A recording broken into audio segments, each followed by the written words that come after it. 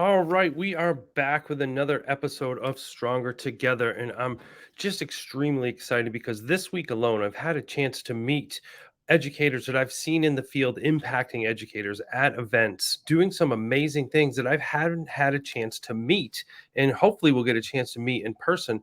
And really, when I talk about Stronger Together and I wrote about it, it wasn't just about the people in our districts and not in our zip codes. It's global educators that are changing the field, that are impacting our work, and that are enhancing our own professional growth. And I've had a chance to see our next guest on a few different podcasts, had a chance to read his book. A couple of my friends of mine really highly recommended his work. So I had a chance to dive into it. And now I'm just extremely thrilled to have a short time to meet before here, but hear about his journey and work.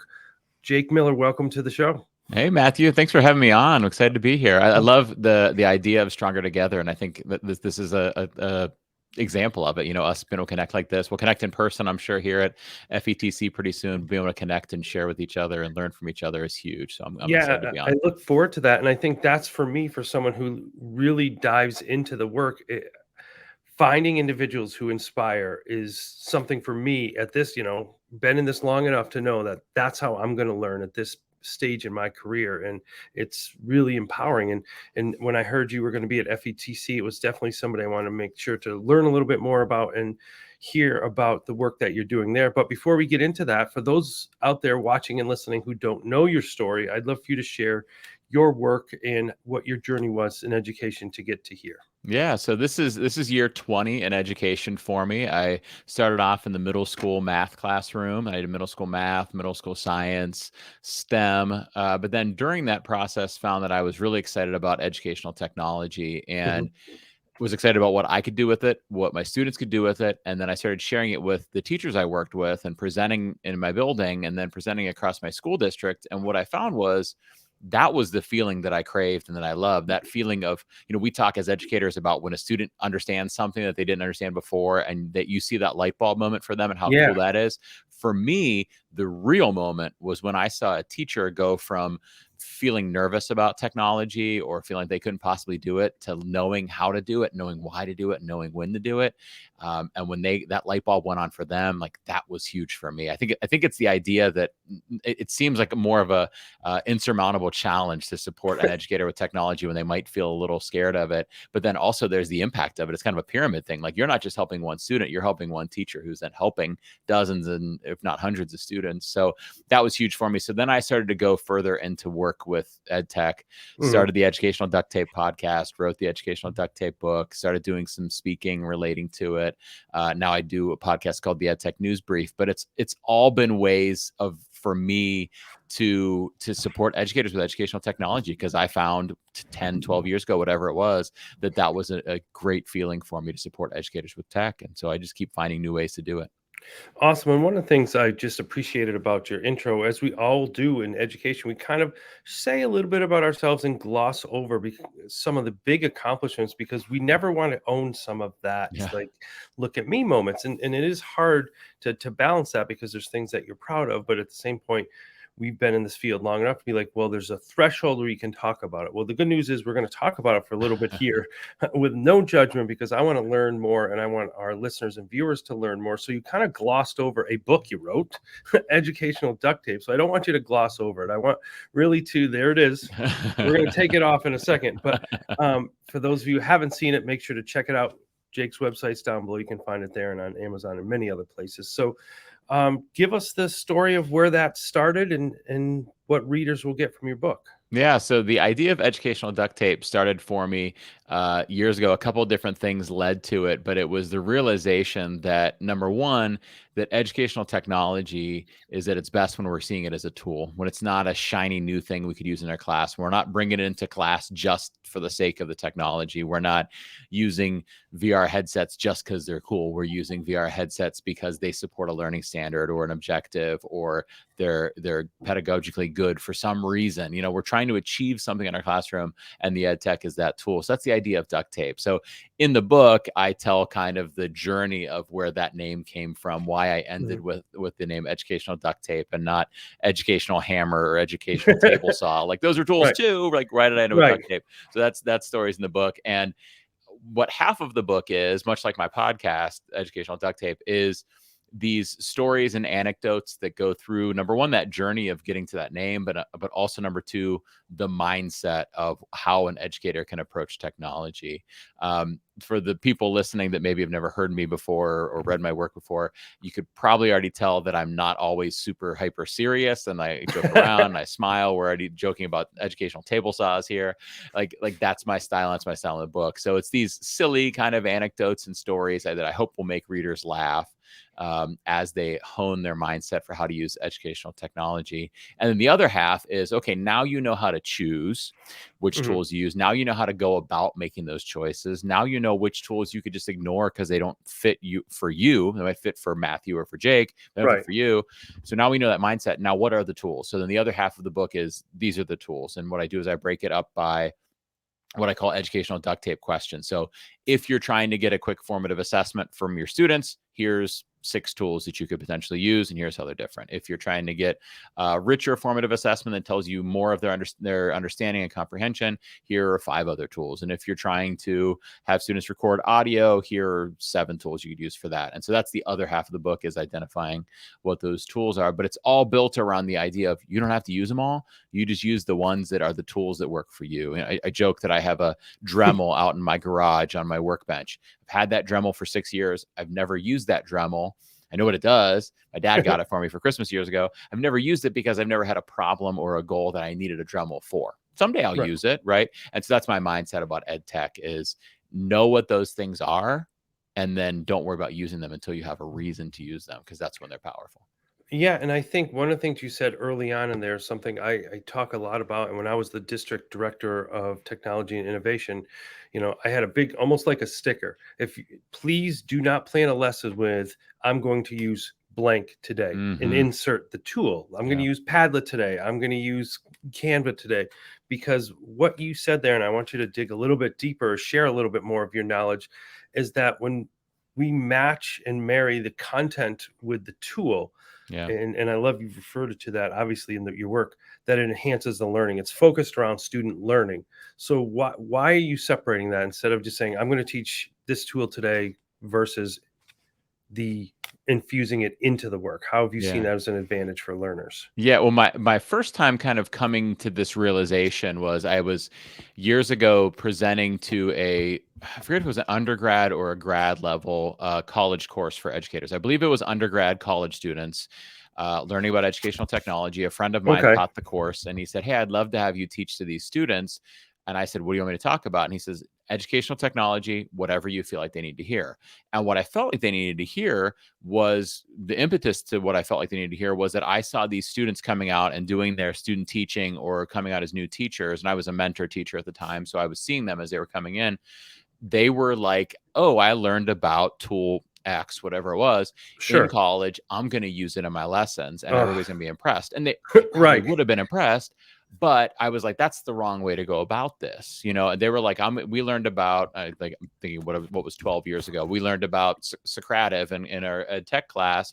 I'm going to use it in class tomorrow. And I would say, well, is there some new vocabulary you're trying to help the kids, get a hold on? No. Are you reviewing for an upcoming exam, or are you trying to build some DOK1 understanding of something? And they're like, no, we're learning about the scientific method or something like that. I'm like, well, then it sounds like maybe Socrative's not the right tool for you. And they're kind of like, what? And Right. so it was that realization that people were looking at ed tech as shiny and impressive things to do, but they weren't using them for those things. It's like going out into your garage and grabbing that table saw and just bringing it inside and just like looking for something to cut with it. Like we wouldn't do that, Right. right? No, We that's would a great way to look at it. Right. we would first have something that needed cut, and then we would think, like, is a table saw the correct tool for this? And then we would decide on it. And so I saw that as a problem, and I wanted to pull that out there, because the tech, and this is something that we're, especially as AI and stuff gets bigger and stuff like that, we're in a danger zone of thinking the tech can replace the teacher. And I think if you go in thinking like, today I'm using this tool, you're dangerously close to that, where the tech is some superpower. In reality, the tech is just a tool that enhances what you do. It's Mhm. it's supporting your pedagogy. It's supporting your work as a teacher. Awesome. So again, another thing you breezed through in the intro is you talked about the EdTech news brief. So for those who don't know about that, share a little bit about that work, and it can be found. I'll put the website back up there, but what I have scrolling down now is a little bit more about the book. Put that in, you go right to the book. Yeah. So the EdTech News Brief, what are we getting from that? So I started with the book. I mentioned earlier that half of it's kind of about the mindset you might bring to educational technology, and then the second half of each chapter is a list of tools with some details about them. And I realized that as soon as I publish this book, it's going to start gradually or even rapidly getting out of date. Like there's a Right. section in there about Flipgrid. Well, it's not called Flipgrid anymore. It's Flip. There's a section about GimKit Ink. Like there's no more GimKit Ink. There's just GimKit. They got rid of GimKit Ink. There's a section about using Canva for graphics. Well, at the time of the publishing, like Canva wasn't this super powered video and classroom management and all these other things tool. It was just that, and so I knew that there were going to be updates. So what I did was with the book, I had a backstage kind of resource area for every chapter. I call it the resource hub. You go there and you see tutorials for the tools that I list. You see a spot to ask questions about it. And you also see updates. So that's where I was going in and saying, this tool made this change, this addition was here. And it's a lot of work. Like I was having a hard time keeping up. And I felt like it was like, here I am putting all of this work into this page that very few people are seeing, because they're only seeing it if they buy the book and then go to the website and look there. And I'm like, I'm becoming an expert in how these tools are changing, and I'm not really putting it out there. And that kind of was in the back of my head. And then one time I was talking to a teacher who asked me a question about an update with a tool, and they were like, how do you keep all this straight, Jake? Like, there's no one place to know all this. How do you know all of it? And I'm like, well, I know it because I'm researching it. Like I feel like I have to keep up to date with this. And that's when I realized, like, there's no source of this information out there. You can go to, there's lots of great people. I know you've had Eric Kurtz on the show recently. And if you want to know what's going on with Google, you can go to Eric's page and Eric's going to tell you, like, he's got it all there. But there's no one place where you can go find what's happening with Google and what's happening with Canva and what's happening with Flip and what's happening with Microsoft. You've got to go to all the places. Right. And so I was like, maybe I should be the place. Right. And so that's where the EdTech News Brief came from. It was my way of showcasing and cataloging all that information and curating it, taking out the stuff that's just fluff or isn't important and putting in the stuff that the educators really care about. And the reason I call it the brief, number one, is news. We call it a briefing or the brief, but it's also a double meaning where it's also something quick. Like the episodes are 15 to 20 minutes long. Oh, nice. So listen really quickly, get caught up on what's new, and then a week later, listen to another one. If I get it out fast enough, that's the hard part, just getting episodes out. And is it just something you do off a feel, or is it you see a topic, like what drives you? And is it something that's every week on Monday nights, or is it kind of revolving? It's whenever I can get it out there. My goal is to put out an episode a week. I put it on YouTube and then publish the audio as a podcast. But yeah, it's barely weekly because it's hard. And what changed was when I started going video, because people want to see the changes. They don't want to hear about them. That makes a big difference. Right. Then it started taking me longer, and weekly became hard. And the other part is, if it's going to be brief, it's got, like, I've got to be clear and concise. And the only way to be clear and concise is to be really well prepared. Like, I can't just like sit down on my computer and go, today we're going to talk about these 3 things. Like, cause that's going to be a 45-minute episode once I get through it all. So I have to really plan it. So it takes a while. The way I decide and curate the information that's in there is doing the legwork I was already doing of subscribing to everybody's newsletters, looking at everything on Twitter. For certain tools, I just have to go to their website every now and then and see what they list as updates. And then I just keep them all. I have a log of everything that's changed, that's newsworthy. And every episode I go, like, what are the 4 or 5 biggest stories in here that I should put in there? And hopefully someday I'll get through them all. I don't know if I ever will, but I just have this long list of things I want to update people on. Awesome. So I want to jump into the work you're going to do live. So you're going to be down in New Orleans, excited to be there. You got 2 sessions, 7 video creation tools, and the Ed Duct Tape session. Yeah. So for those who are heading down to New Orleans, can you give a little, background on your 2 sessions? Yeah. So Edu Duct Tape, or the Educational Duct Tape session, is a lot about what that book and that podcast, which is on a hiatus now, but the Educational Duct Tape podcast are about, which is that kind of mindset we were talking about earlier, how we make decisions about what ed tech tools to use in our classroom. classrooms, how we view ed tech as tools. It really revolves around the idea that there are so many choices out there, especially when you go to something like FETC. You're going to see Sure. so many tools. You're going to walk in that expo hall and see Wow. thousands of exhibitors in there. How do you pick which ones to use? So that session is about my mindset for doing that. So it's a talk. It's a what I believe to be a fun and funny session about that mindset of how we pick the tools that we integrate. And then the 7 tools for video, that's a session that came out of that work as well. I mentioned earlier those different sections of the book where it's like, if you want to do formative assessment, here's 6 tools. If you want to do video, here's 7 tools is another section. So I said, why not just make this into a session Yeah. that I do at conferences? So we're going to kind of jigsaw the tools. And so some of the people in the room, I know the answers myself already, but the exercise is where the experience comes in. Some of the group are going to kind of research what you can do in Canva video, while other people Sure. research what you do in Adobe video, and other people research what you could do in Kapwing and all these other different tools. And then we come back together and look at, okay, so what are the best video tools for you? And it will all have different answers based on our requirements or our styles or whatever. But the goal is to help them learn about these 7 different video tools and then decide which one's best for them and walk away with going like, those 6 are great, but here's the one for me. So they don't have to think about those other 6 anymore. Sure. And being as heavily involved as you are in presenting and doing all this work, where do you go to get your own professional development? Where do you go to learn and expand? Besides, you shared a little bit about research about specific, tools, but where do you go to improve or find that inspiration that other people come to you for?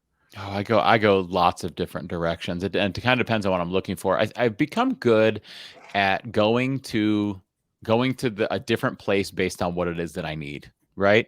If Okay. I need general what's going on with educational technology, most of that's coming from Twitter, because even though obviously we're seeing Twitter kind of decrease in use, over the last, 6 months or so, even though it's going down, it's still a vibrant place of educators sharing Right. about ed tech, and I could still see lots of information there. So that's where I get most of that stuff. When I need specifics, there are people I go to. Like I said earlier, if I need Google stuff, I'm going to Eric Kurtz, right, and seeing what he's doing. If I need Chromebook stuff, I'm going to or John Sowash's site. If I need ideas for templates and cool activities, I might be going to Matt Miller's website. And there's a lot of different people like that I'm going to. And then at conferences like FETC, like there's certain people that I'm not going to miss. Like if I can get to their session, I'm going. And there's booths that I want to go and hang out at that booth and see what's happening there, right? But then there's podcasts I listen to. There's books I'm reading. I'm a lifelong learner. I know you are too. And so I'm just going to all of those places where I get all that information in. So, you talked about the vendor hall, and sometimes people think, so for our first timers, have you been FETC before this year? I have not. No, I've been to Okay. ISTE twice, but never FETC. Okay, so you've been to the events where there's larger.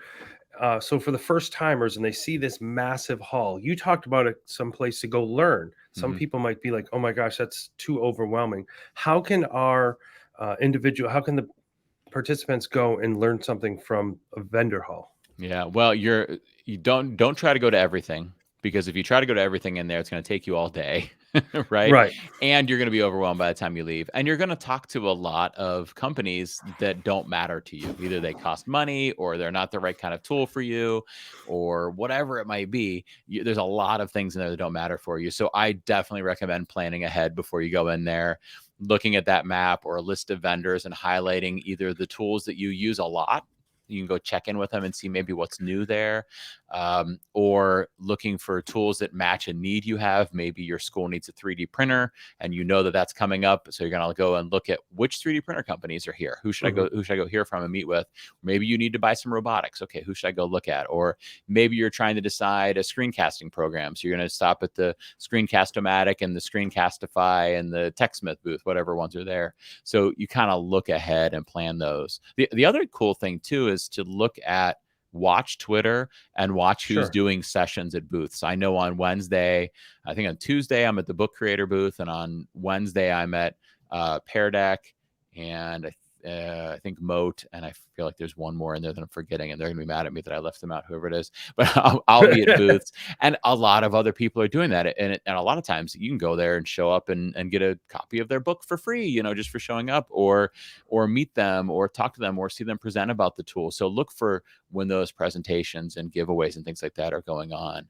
I think the people that are going through the vendor hall trying to go to everything, the only reason to do that is to get all the free stuff that they're giving away, because Right. otherwise there's no sense in going to all of them. Like if you want a bunch of free pens and lanyards and knickknacks for your desk and stickers, then by all means go to all of the booths. But otherwise, don't go to all the booths. Yeah, I think that's a new trend I've seen this year. As you said, I talked to Eric earlier, and he's doing a couple, booth sessions. You just talked about doing a booth session. I'm going to do one with EverFi. Like it seems to be what's happening in our field now is people are craving that intimate kind of individual conversations, like really asking you specific questions versus going to a 45-minute session. Sure, there's still going to be sessions and workshops, but how does your mindset change when you're at a booth?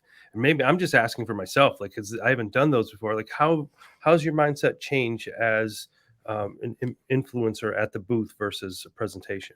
Well, the booths are interesting because if you're just there for kind of a meet and greet, you'll see people that have been following you on Twitter or your podcast or read your book or something like that and are super excited to meet you. And then it's just fun. It's just like, you notice them, you recognize them from Twitter, and you just get to have this moment of like sharing and like we've never met in person, and it's exciting.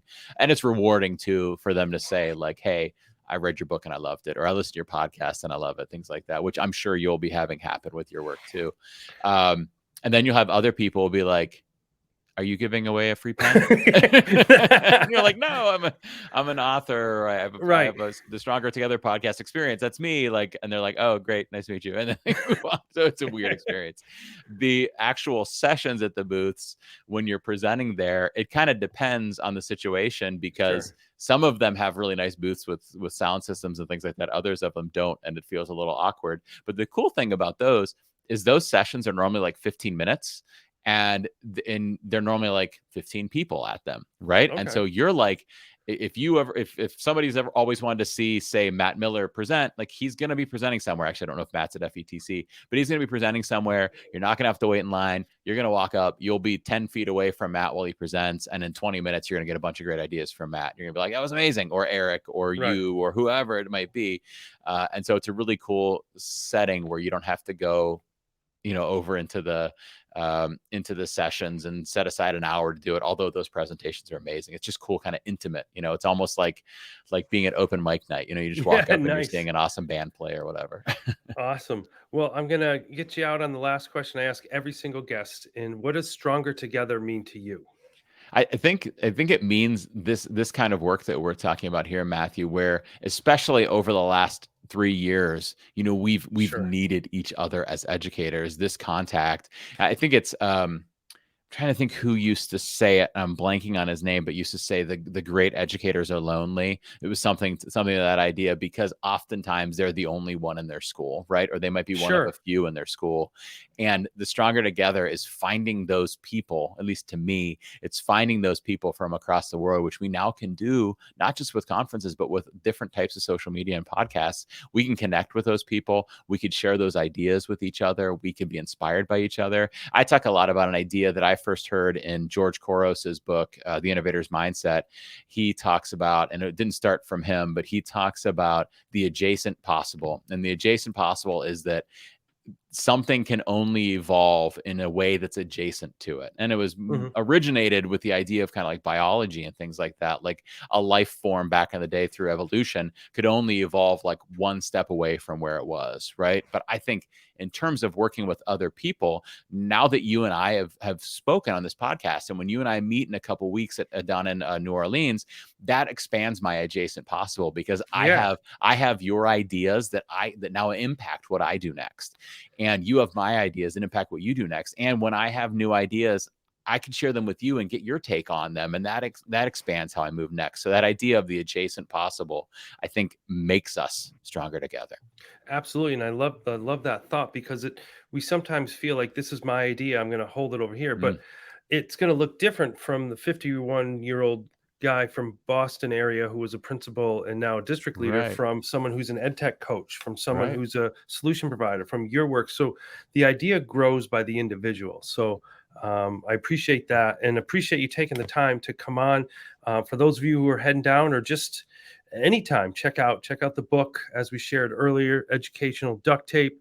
Websites down below. If you haven't had a chance to check out the podcast, as he shared about weekly, something comes up. And if you're heading down to FETC, 2 sessions, but also we'll be at some booths and things like that. So Yeah. make sure his Twitter handle's right there in front of you at Jake Miller Tech. Check out all his work. Make sure to stop in at the booths in his session. And Jake, thank you so much for stopping in. I look forward to meeting you in person, and adding you to the Rolodex of photos I've been sharing, because I want to have an FETC version for meeting everybody and getting back in person, and excited.